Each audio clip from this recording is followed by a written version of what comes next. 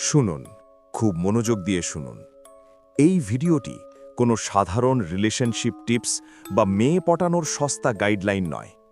যদি আপনি এখনও বিশ্বাস করেন যে মেয়েদের শুধু টাকা, ভালো চেহারা বা ভালো চাকরি দিয়ে ইমপ্রেস করা যায়, তবে আপনি ভুলের স্বর্গে বাস করছেন। আপনি হয়তো নিজের জীবনেই দেখেছেন বা বন্ধুদের মধ্যে লক্ষ্য করেছেন, একটা ছেলে দিন রাত এক করে খাটছে, মেয়েটার সব আবদার মেটাচ্ছে, তার জন্য নিজের আত্মসম্মান বিসর্জন দিচ্ছে, কিন্তু দিন শেষে মেয়েটা তাকে বলছে, তুমি খুব ভালো, আমি তোমাকে ডিজার্ভ করি না, আসলে সমস্যাটা আমার। অথচ অন্য একটা ছেলে, যার হয়তো টাকা নেই, ফিউচার নেই, যে হয়তো মেয়েটার সাথে রুক্ষ ব্যবহার করছে, মেয়েটা তার জন্যই কাঁদছে, তার জন্যই ডিপ্রেশনে যাচ্ছে, তার এক ফোঁটা অ্যাটেনশন পাওয়ার জন্য পাগল হয়ে আছে। কেন কেন লজিক এখানে কাজ করে না? এই প্রশ্নের উত্তর কোনো রোম্যান্টিক উপন্যাসে বা সিনেমায় পাবেন না, পাবেন ডার্ক সাইকোলজিতে। আজ আমি আপনাদের সামনে এমন একটা সত্য উন্মোচন করব, যা সমাজ, কালচার, এমনকি মেয়েরা নিজেরাও আপনাদের থেকে লুকিয়ে রেখেছে। প্রতিটা মেয়ের মনের গভীরে, তার সচেতন মনের আড়ালে একটা লুকানো দুর্বলতা বা হিডেন ট্রিগার থাকে। এটা কোনো ম্যাজিক নয়, এটা পিওর এভলিউশনারি বায়োলজি এবং হিউম্যান সাইকোলজি।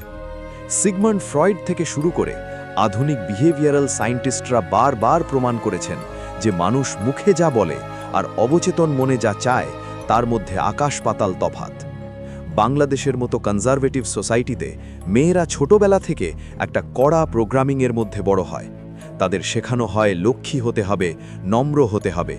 এটাকে সাইকোলজির ভাষায় বলে সোশ্যাল মাস্ক বা সামাজিক মুখোশ। কিন্তু এই মুখোশের আড়ালে তাদের মস্তিষ্কের আদিম অংশে, যেটাকে আমরা লিম্বিক ব্রেন বলি, সেখানে এমন কিছু চাহিদা লুকিয়ে আছে যা তারা নিজেরাও অনেক সময় বুঝতে পারে না। আপনি যখন তাকে গিফট দিচ্ছেন, সারা দিন টেক্সট করছেন বা তার জন্য অ্যাভেলেবল থাকছেন, আপনি তার সোশ্যাল মাস্ককে সন্তুষ্ট করছেন। এটা তাকে কমফর্ট দেয়, কিন্তু আকর্ষণ তৈরি করে না। কিন্তু যে ছেলেটা তার ইমোশন নিয়ে খেলছে, তাকে অনিশ্চয়তার মধ্যে রাখছে, সে ডাইরেক্ট হিট করছে তার লিম্বিক ব্রেনে।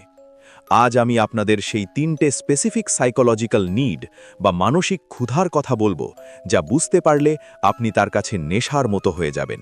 সে আপনাকে চাইবে না, সে আপনাকে নিড করবে। তার লজিক বলবে আপনি তার জন্য রিস্কি, কিন্তু তার বায়োলজি আপনাকে ইগনোর করতে পারবে না। সাবধান করে দিচ্ছি, এই নলেজ অত্যন্ত শক্তিশালী এবং ম্যানিপুলেটিভ হতে পারে। একবার আপনি এই ডাইনামিক্স বুঝে গেলে আপনি আর আগের মতো সাধারণ প্রেমিক বা নাইস গাই থাকবেন না, আপনি হবেন তার চিন্তার চালক। কিন্তু এই জার্নিটা সহজ নয়। আপনাকে আপনার ছোটবেলা থেকে শেখা সমস্ত রোম্যান্টিক ধারণা আবর্জনার মতো ঝেড়ে ফেলতে হবে। প্রস্তুত? তাহলে প্রথম কনসেপ্টটা বুঝুন, যেটাকে আমি বলি নিরাপদ বিপদ বা সেফ ডেঞ্জার। সেফ ডেঞ্জার বা নিরাপদ বিপদের কনসেপ্টটা অনেকটা রোলার কোস্টারে চড়ার মতো। আমরা কেন টাকা খরচ করে রোলার কোস্টারে চড়ি? আমরা জানি সেখানে ভয় আছে, পেট শিরশির করে, মনে হয় এই বুঝি পড়ে গেলাম। কিন্তু অবচেতন মনে আমরা জানি আমরা সিট বেল্ট দিয়ে বাঁধা।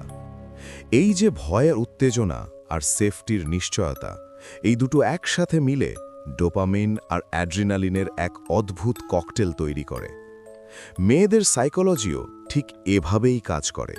তারা এমন একটা ছেলেকে চায় যাকে দেখে মনে হবে সে একটু ডেঞ্জারাস, যার মধ্যে একটা ওয়াইল্ড এনার্জি আছে, যে সমাজের নিয়ম বা কারো ধমকে চলে না। কিন্তু সেই ছেলেটাই যখন শুধু তার সামনে এসে সফট হয়, তখন সে নিজেকে স্পেশাল মনে করে। আর আপনারা কি করেন? আপনারা শুরু থেকেই তার পায়ের কাছে লুটিয়ে পড়েন। আপনারা হয়ে যান ওপেন বুক বা খোলা বই। সে জানে আপনি কোথায় আছেন, কি করছেন, তার মেসেজের জন্য হা করে বসে আছেন।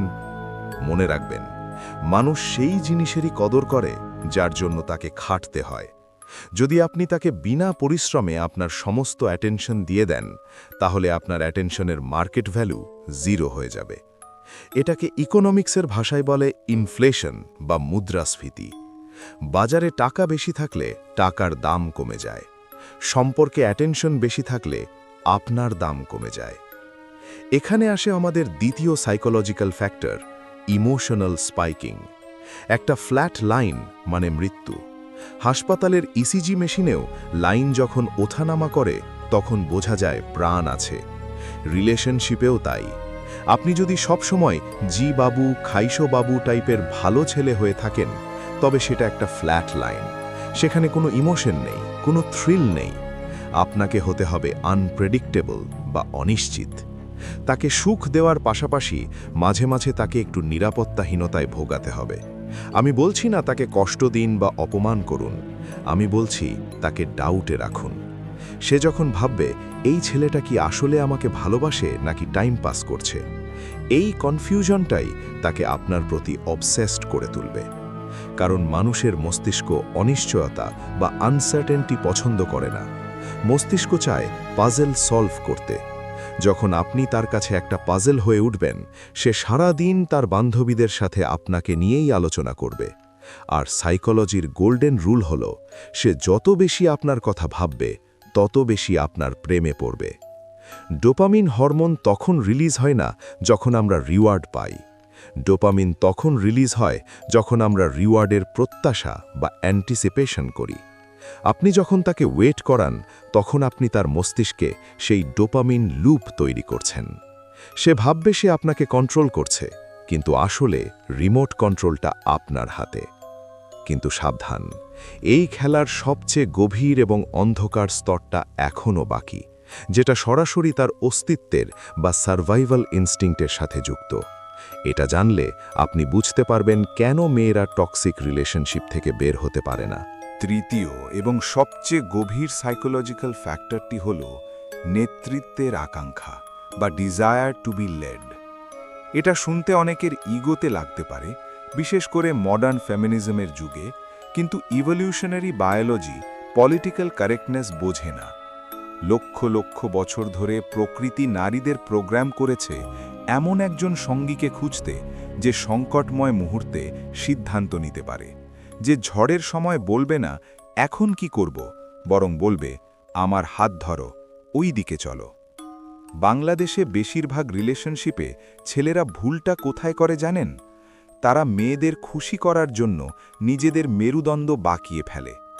আপনি তাকে জিজ্ঞেস করেন, আমরা কোথায় খেতে যাব, তুমি কি আজ ফ্রি আছো, তোমার কি এটা পছন্দ হয়েছে? আপনি ভাবছেন আপনি তাকে সম্মান দিচ্ছেন, কিন্তু তার অবচেতন মন ভাবছে, এই ছেলেটা তো নিজের সিদ্ধান্তই নিতে পারে না, এ আমাকে নিরাপত্তা দেবে কি করে?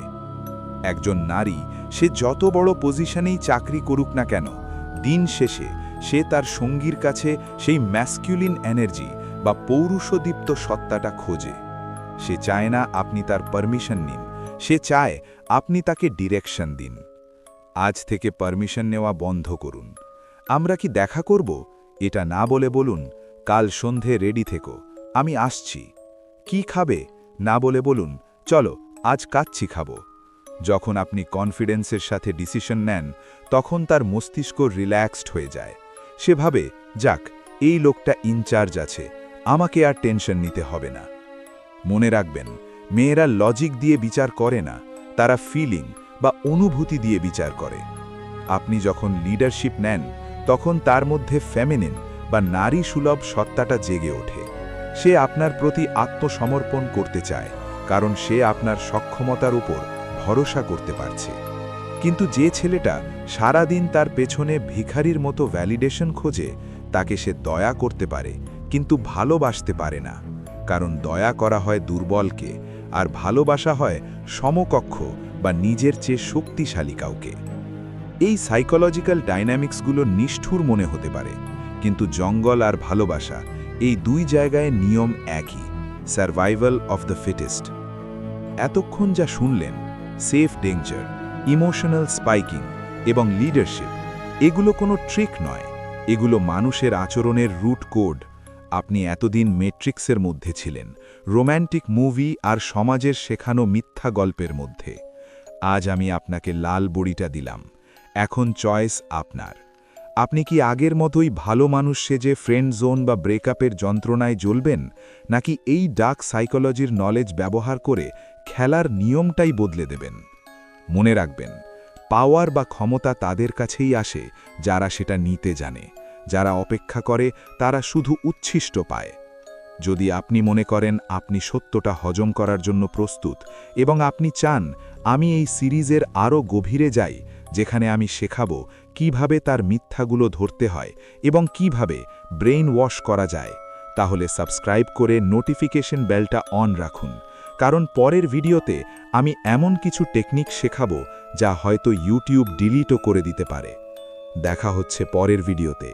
ততক্ষণ পর্যন্ত নিজের ইমোশন কন্ট্রোল করুন, কারণ যে ইমোশন কন্ট্রোল করে সেই রিলেশনশিপ কন্ট্রোল করে।